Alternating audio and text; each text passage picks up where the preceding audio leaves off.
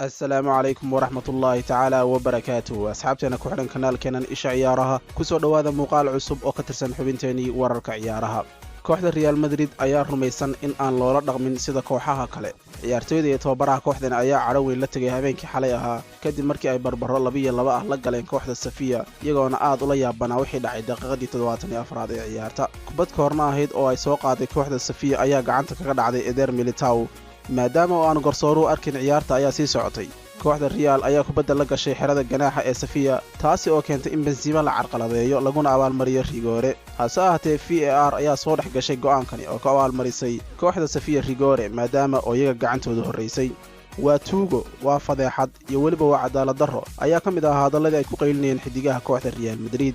dhanka kale xidiga Carvajal ayaa bartiisa Instagram-ka soo dhigay hadal cadho leh balse mar dambe ka saaray. kooxda Real ayaa rumaysan inay dhibano u yihiin go'aanada aan iswaafaqsaneyn ee garsoorayaasha.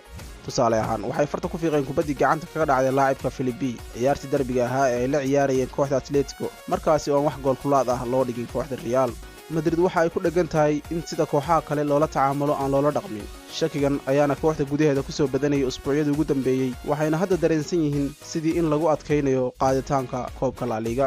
xidiga Carvajal ayaa isagu history uu soo dhigay Instagram-ka ku yidhi what a shame oo macnaheedu noqonayo ceeb weyna. inkasta oo qoraalkan dhiliiday haddana dad badan ayaa ra'yigiisa la qaba. haddaba adigu daawadow ra'yigaaga ma la qabtaa kooxda Real mise lama qabtid? fadlan qaybta comments-ka noogu reeb. waayahay haddaynu eegno warka labaad ee aanu idiin hayno ciyaarta finalka Champions League ee dhex mari doonta kooxaha Chelsea iyo Man City ayaa u dhowaanaysa in lagu qabto garoonka Wembley. dowladda Ingiriiska ayaa la kulmaysa ururada UEFA iyo FA ga Ingiriiska maanta si ay uga doodaan xaaladdan iyadoona go'aan la filayo in la gaadho maalinta berri ah. waddanka Turkiga oo lagu wado in lagu qabto finalka ayaa weli ku jira lockdown dalka oo dhan ah iyadoona beryihii ugu dambeysay uu ku soo laba kacleeyay cudurka coronavirus. sidoo kale Turkiga ayaa ku jira wadamada aan la ogolayn in si faakihaysi ah loogu socdaalo. dowladda Ingiriiska ayaa u furan inay fududeyso martigelinta finalkan ay dheelayaan labada kooxood ee dalkeeda ah si badqabkooda loo ilaaliyo sidoo kalena taageerayaasha labada kooxood u awoodaan inay garoonka soo fadhiistaan. warbaahinada kala duwan ayaa ku soo warramaya in UEFA la fahansan yahay inay diiday in finalka lagu qaban karo garoomada ku yaala Ingiriiska marka laga reebo Wembley iyagoona sidoo kale raba in dadka iyada matala sidoo kale warbaahinta iyo maalgeliyayaashuba ay waddanka Ingiriiska ku soo galaan iyagoo aan la kuwarantiin garaynayn.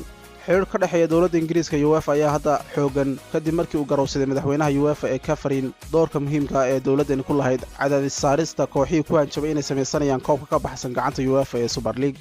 laga bilaabo 17 bishan May garoomada ciyaaraha ee kor ka furan ayaa loo ogol yahay inay soo fadhiistaan 10,000 oo taageere ama 25% inta ay qaadaan garoomadu iyadoo marba loo eegayo labada tiro ka hooseeya.